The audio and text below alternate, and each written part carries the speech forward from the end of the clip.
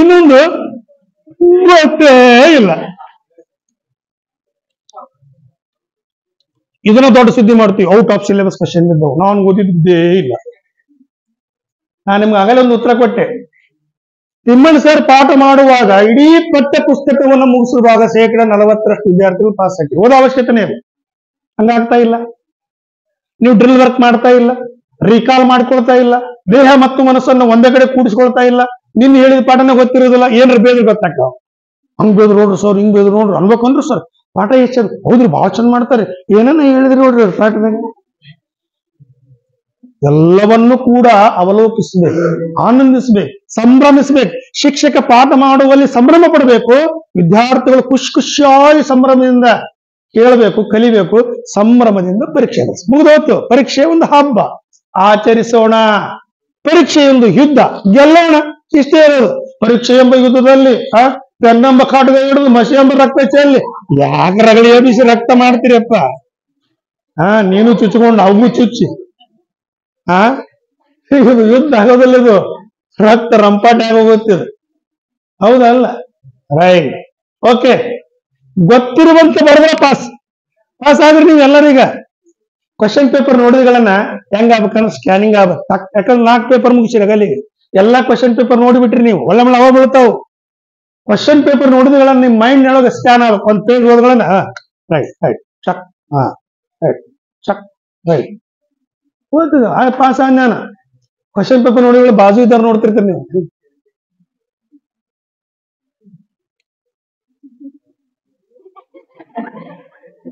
Result ಆತ್ ನಿಮ್ದು ಅಲ್ಲೇ. ಎಂದೂ ಕೂಡ ಭಾವ ಪರವಶರಾಗಬಾರದು, ಒತ್ತಡಕ್ಕೆ ಒಳಗಾಗಬಾರದು.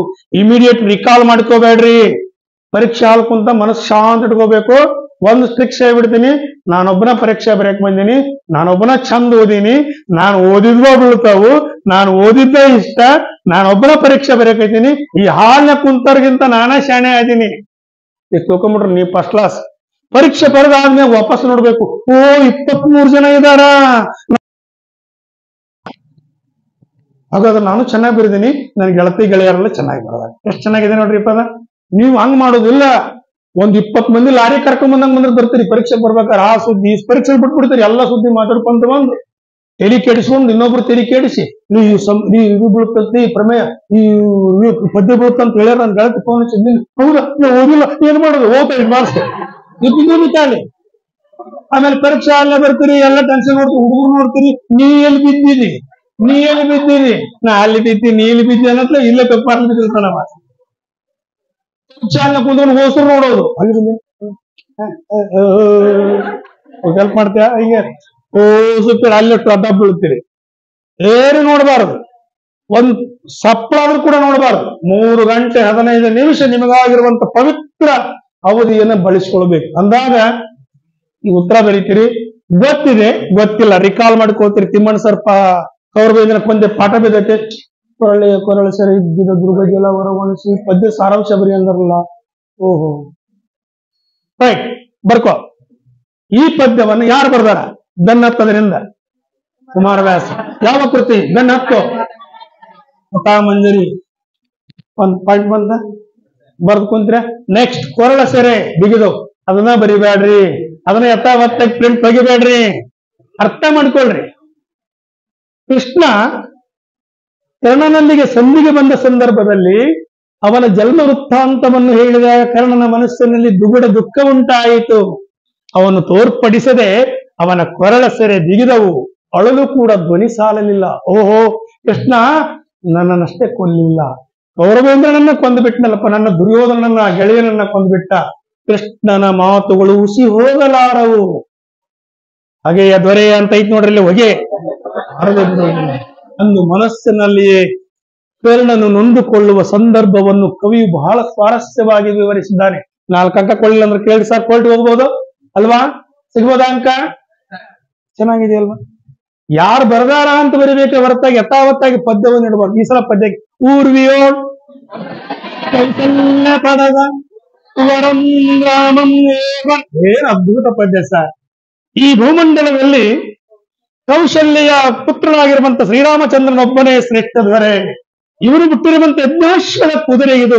ಇದನ್ನು ಕಟ್ಟುವ ಧೈರ್ಯವಿದ್ದರೆ ಕಟ್ಟಿ, ಇಲ್ಲದರೆ ಶರಣಾಗತಿಯಾಗಿ ಎನ್ನುವ ಮಾತುಗಳನ್ನು ಕೇಳಿದ ಲವನು ಇವನು ಗರ್ವವನ್ನು ಬಿಡಿಸದೆ ಬಿಡಲಾರನೆಂದು ಸಿಟ್ಟಿಗೆದ್ದು ಆ ಲವನು ತನ್ನ ಉತ್ತರಿಯಿಂದ ಕುದುರೆಯನ್ನು ಬಾಳೆಗಿಡಕ್ಕೆ ಕಟ್ಟಿ ಹಾಕಿದನು. ಮುಗಿದು ಹೋಯಿತು ನಿಮ್ಮ ಮಾತುಗಳು. ಅಲ್ವಾ? ಈ ಪದ್ಯ ಯಾರು ಬರೆದಾರ? ಕವಿ ಶ್ರೇಷ್ಠನಾಗಿರುವಂತಹ ಲಕ್ಷ್ಮೀಶನು ತನ್ನ ಜೈಮಿನಿ ಭಾರತ ಎನ್ನುವಂತ ಕೃತಿಯಲ್ಲಿ ನೀರ್ಗಾಯ ಅನ್ನುವಂತ ಪದ್ಯ ಭಾಗದಿಂದ ಇದನ್ನು ಆಯ್ದುಕೊಳ್ಳಲಾಗಿದೆ. ಒಂದ್ ಅಂಕ ಅದನ್ನು ಬರೆದು ಕುಂತ್ರು ಒಂದ್ ಅಂಕ, ಅದನ್ನು ಬರೀದೇ ಇಲ್ಲ. ಯಥಾವತ್ತಾಗಿ ಊರು ವೀರೋಳು ಅಂತ ಬರೆದು ಇಟ್ಬಿಡ್ತಾರೆ. ಈಗ ಕಾಲಿಂದ ನೀವು ಬರ್ಕೊಡ್ರಿ ಬಡಿಗರ ಮಾಸ್ತರ ಮಾಡಬೇಡ್ರಿ.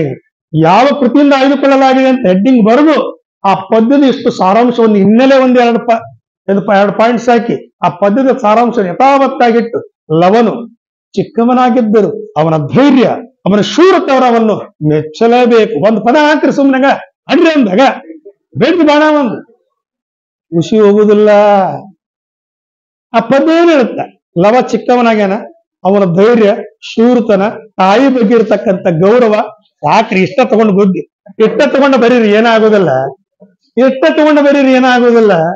ಅದನ್ನ ಬಿಡ್ತೀರಿ ಏನೇನು ಬೇಕಾದ್ರೆ ಬರೆಯಕ್ ಹೋಗ್ತೀರಿ. ಮಾಡ್ಬೇಡ್ರಿ, ಏನ್ ಬೇಕಾದ್ರೆ ಬರಿಬೇಡ್ರಿ ಪ್ಲೀಸ್. ತಪ್ಪಾದ ಉತ್ತರಗಳನ್ನು ಬರೆಯುವುದು ಅಪರಾಧ.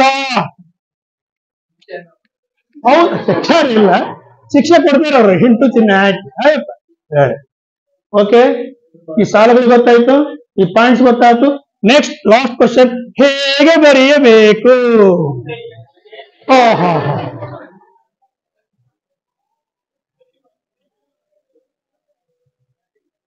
ನಮ್ಗೆ ಅದೇ ಗೊತ್ತಿಲ್ಲದಕ್ಕೆ ಬಿಟ್ಬಿಟ್ಟಿ ನಾವು ಗಡಿ ಬಿದ್ದಿದ್ದೇ ಇರೋದು. ಹೇಗಿರ್ಲಾರ್ದ ಕಾಲೇ ಬೇಕು.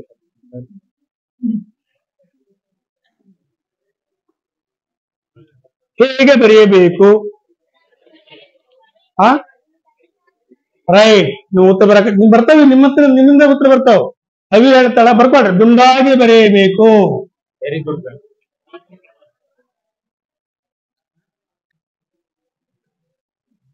Very good. ಬರ್ದಿದ್ದಾರ ನೋಡ್ಕೊಡ್ರಿ. ನೀವು 4 ಪೇಪರ್ ಮುಗಿಸಿದಾಗಲೇ ನಿಮ್ಮ ಅಕ್ಷರಗಳು ತಿಳಿಯಲಾರದೆ ಯಾರೋ ಒಬ್ಬ ಮೌಲ್ಯಮಾಪಕನು ತಲೆಗೆ ಚಕ್ರ ಬಂದು BP ಶುಗರ್ ಏರಿ ನಿಮ್ಮ ಪತ್ರಿಕೆಯ ಮೇಲೆ ಬಿದ್ದರೆ ಅದು ಅಪರಾಧವಾಗಿ ಅವನ ಔಷಧಿ ಬಿಲ್ಲನ್ನು ನೀವೇ ಕಟ್ಟಬೇಕಾಗುತ್ತದೆ.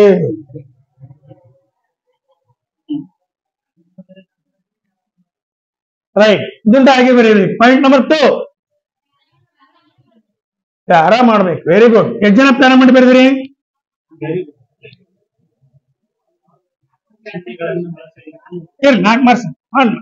ಎಲ್ಲೆಲ್ಲಿ ಸಂದರ್ಭಗಳಲ್ಲಿ ಪ್ಯಾರ ಮಾಡ್ರಿ. Okay, next. ವಾ ವಾ ವಾ ವಾ ವಾ, ವೆರಿ ಗುಡ್. ನಿನ್ನ ಹೆಸರೇನಮ್ಮ? ಲೇಖನ ಚಿಹ್ನೆಗಳನ್ನು ಸಂದರ್ಭಕ್ಕನುಗುಣವಾಗಿ ಬಳಸಿಕೊಳ್ಳಬೇಕು.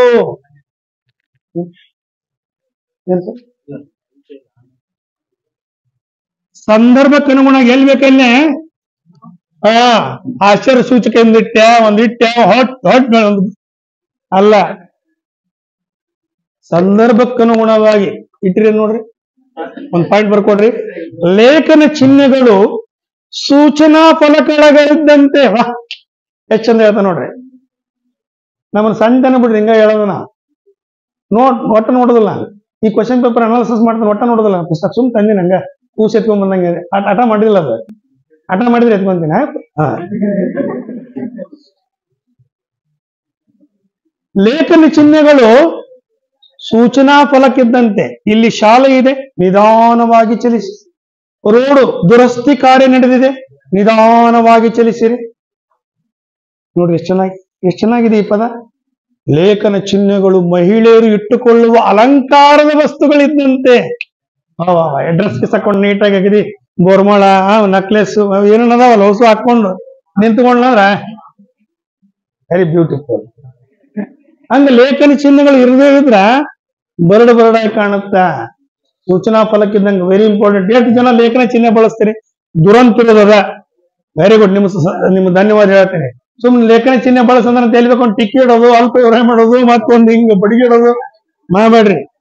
ಅವಶ್ಯಕತೆ ಇದ್ದಲ್ಲಿ ನೋಡ್ಕೊಡ್ರಿ. ರೈಟ್. ಓಕೆ. ಲೇಖನ ಚಿಹ್ನೆಗಳ ಬಳಕೆ ಪ್ಯಾರ ಮಾಡಬೇಕು. ಅಕ್ಷರಗಳನ್ನು ದುಂಡಾಗಿ ಬರೀಬೇಕು, ತಪ್ಪಿಲ್ಲದಂತೆ ಬರೆಯಬೇಕು. ಇಂಪಾರ್ಟೆಂಟ್. ಬರೆದಿದ್ದನ್ನು ಓದಬೇಕು. ಒಮ್ಮೆ ಯಾರು ಓದುವುದಿಲ್ಲ ಎಕ್ಸ್ಪ್ರೆಸ್ ಟಕ ಟಕ ಟಕ ಟಕ ಟಕ. ಪ್ರಾರಂಭದಲ್ಲಿರುವ ಆಸಕ್ತಿ ಕೊನೆವರೆಗೂ ಉಳಿಬೇಕು. ಉತ್ತರಗಳು ಗೊತ್ತಿರಬೇಕು. ಹುಡುಕಿ ಬರೋದು ಗೊತ್ತಾಗಲ್ಲ. ಒಂದ್ ಮೈನಸ್ ಹೇಳ್ತೀನಿ ನೋಡ್ರಿ. ದುಂಡಾಗಿ ಬರೆಯುವವನ ಒಂದು ನ್ಯೂನ್ಯತೆ ಹೇಳ್ತೀನಿ ನೋಡ್ರಿ. ದುಂಡಾಗಿ ಬರೆಯುವವನು ತಪ್ಪಾಗಿ ಬರೆಯುತ್ತಾನೆ. ಅವ ಹೆಚ್ಚು ಅಂದಕ್ಕ ದುಂಡಿಗೆ ಮಹತ್ವ ಕೊಡ್ತಾನೆ, ಹಿಂಗ್ ತಿದ್ಕೊಂತ. ಅವಕ್ಕ ಒತ್ತು ಕೊಂಬು ದೀರ್ಘ ಒಕ್ಕವ್ ನೋಡ್ಕೋರಿ, ಬಹಳ ಜಾಗ್ರತೆ ಇರ್ರಿ. ಅವ್ರು ಕಾಶನ್ ಕೊಡಕತ್ತೀನಿ, ನೋಡಿ ನಾನು ಅಂತರು ಅಕ್ಷರಗಳನ್ನ.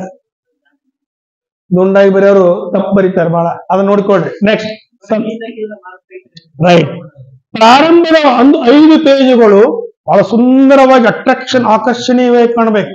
ಸರ್ ರಂಗೋಲಿ ಬಿಡಿಸ್ಲ ಸರ್? ಟಿಕ್ಲಿ ಹಚ್ಚಿಲ್ಲ ಸರ್? ಅಲ್ಲ, ತಪ್ಪಾಗದೆ ಆಗುವಾಗ ನೋಡ್ಕೋಬೇಕು. ಚಿತ್ತಾಟ ಹಾಕ್ಬಾರ್ದು. ಬಹಳ ಜನ ಮೊನ್ನೆ ಸಲ ಒಂದು ಪೇಪರ್ ಬರ್ದಿದ್ದಪ್ಪ, ಅದು ಯಾವ ಸಂಧಿ ಇತ್ತಲ್ಲದ ಒಂದು ಕ್ವಶನ್ ಇದೆಯಲ್ಲ, ಅದೇ ಸಂಧಿ ಇತ್ತಲ್ಲ, ಅದು ಸವರ್ಣ ದೀರ್ಘ ಸಂಧಿ ಅಂತ ಬರ್ದಾನ, ಕಾಟಕ್ಯಾನ ಹಾಕಿ ಮತ್ತೊಂದು ಸಂಧಿ ಬರ್ದಾನ, ಲೋಪ ಸಂಧಿ, ಅದನ್ನು ಕಾಟಕ್ಯಾನ, ಆಮೇಲೆ ಆದೇಶ ಸಂಧಿ ಅಂತ ಬರ್ದಾನ. ನಾವೇನು ಎಕ್ಸ್ಕ್ಯೂಸ್ ಮಾಡಬಹುದು ಈ ಭಾಗದಲ್ಲಿ.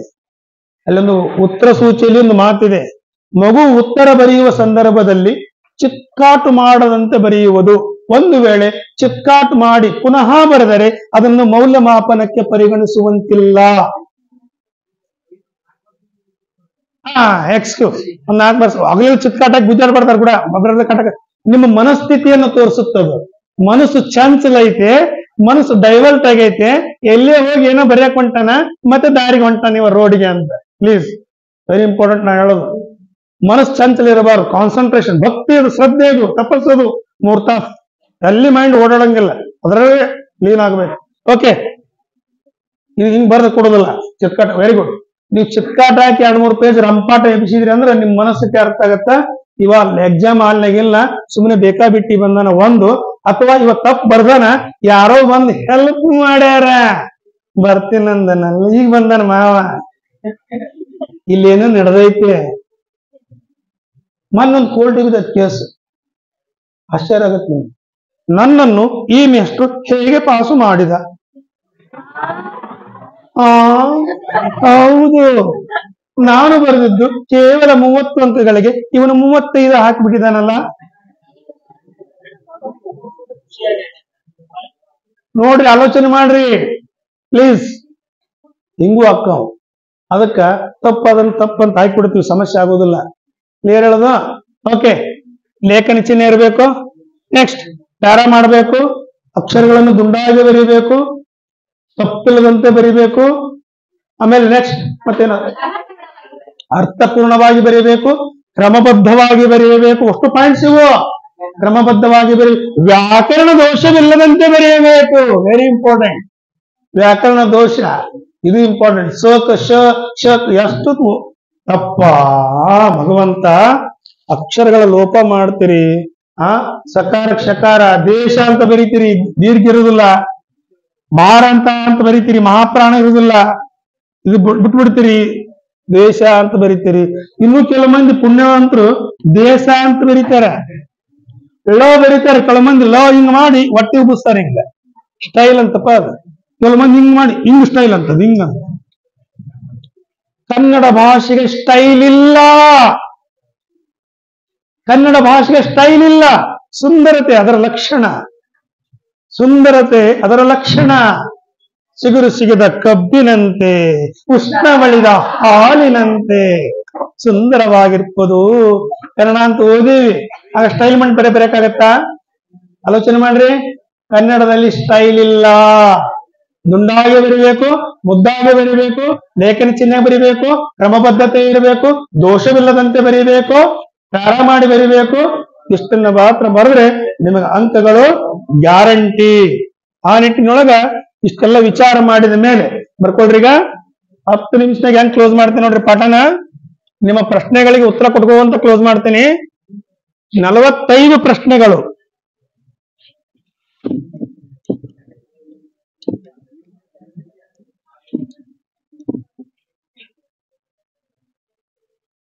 $100 ಅಂಕಗಳು.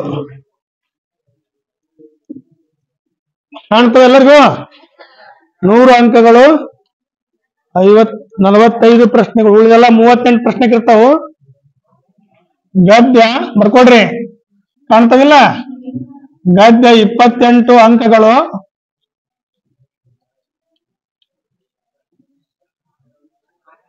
13 ಪ್ರಶ್ನೆಗಳು,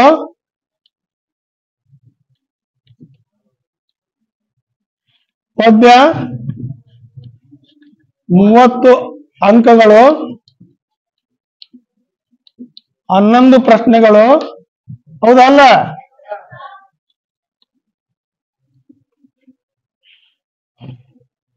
ಪಠ್ಯಪೂರಕ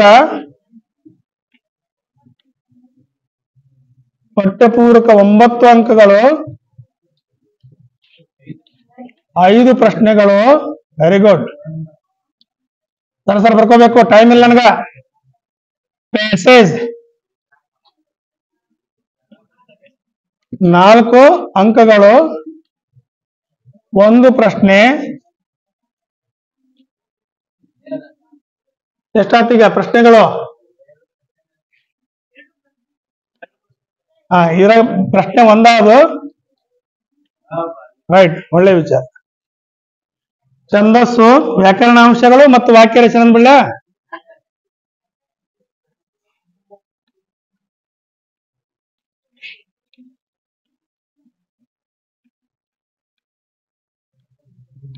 ಎಷ್ಟು ಪ್ರಶ್ನೆಗಳು? 15 ಪ್ರಶ್ನೆಗಳು.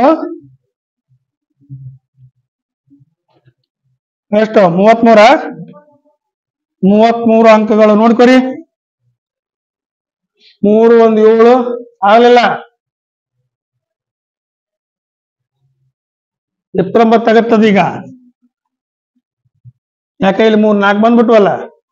9 1 4 13 13 22 30ಕ್ಕೆ 0 3 5 8 10 ಸುದ್ದಾತ್ ನೋಡ್ರಿ. 15 16 21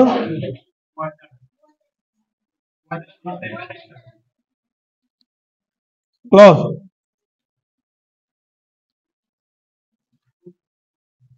ಆಗ್ಬೋದಾ? ನೋಡಿ ಎಷ್ಟು ಚೆನ್ನಾಗಿದೆ ನೋಡ್ರಿ ನಕ್ಷೆ ಇದು.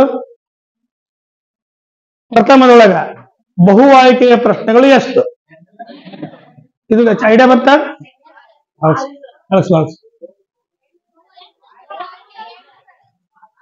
ಬಹು ಆಯ್ಕೆಯ ಪ್ರಶ್ನೆಗಳು 6, ಸಂಬಂಧೀಕರಿಸಿದ ಪ್ರಶ್ನೆಗಳು 4. ಬರ್ಕೊಡಿ. ಪಾಯಿಂಟ್ ನಂಬರ್ 1, ಸಂಧಿಗಳು ನೋಡ್ಕೋಬೇಕು ಪ್ಲೀಸ್. ಆಗಲೇ ಯಾರೋ ಒಂದು ಸಂಧಿ ಕ್ವಶನ್ ಬಂತು. ಸಂಧಿಗಳಲ್ಲಿ ಕನ್ನಡ ಸಂಧಿಗಳು ಮತ್ತು ಸಂಸ್ಕೃತ ಸಂಧಿಗಳು. ಕನ್ನಡ ಸಂಧಿಯಿಂದ ಒಂದು ಕೇಳಿದ್ರೆ ಸಂಸ್ಕೃತ ಸಂಧಿಯಿಂದ ಕೇಳೋದಿಲ್ಲ, ಸಂಸ್ಕೃತ ಸಂಧಿಯಿಂದ ಒಂದು ಕೇಳಿದ್ರೆ ಕನ್ನಡ ಸಂಧಿಯಿಂದ ಕೇಳೋದಿಲ್ಲ. ಕ್ಲಿಯರ್ ಮಾಡ್ಕೊಂಡ್ಬಿಡ್ರಿ ಇದನ್ನ, ಪಕ್ಕ ಆಗತ್ತಾ? ಕನ್ನಡ ಸಂಧಿ ಒಳಗೆ ಲೋಪ, ಆಗಮ, ಆದೇಶ ಸಂಧಿಗಳು. ಆಮೇಲೆ ಸಂಸ್ಕೃತ ಸಂಧಿ ಒಳಗೆ ಸವರ್ಣ ದೀರ್ಘ ಸಂಧಿ. ಸರ್ ಹೇಳ್ರಿ. ಇನ್ನ ಇಲ್ಲ ಸರ್. ರೈಟ್.